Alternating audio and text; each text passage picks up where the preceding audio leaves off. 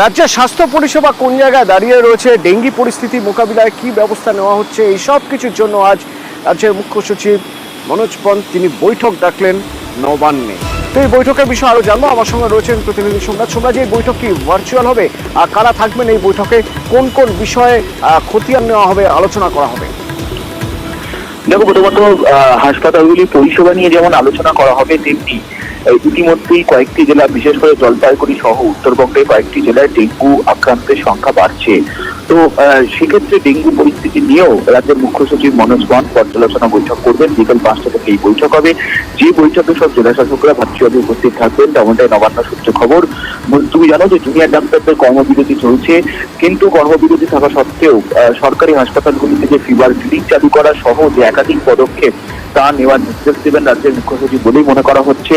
বিকেল 5টার এই বৈঠকে জেলা শাসকদের পাশাপাশি স্বাস্থ্য দপ্তরের সচিব সহ স্বাস্থ্য দপ্তরের আধিকারিকরা নবান্নে উপস্থিত থাকবেন, পাশাপাশি কয়েকটি দপ্তরের সচিবও এই বৈঠকে উপস্থিত থাকবেন বলে এখনো পর্যন্ত স্থির হয়েছে।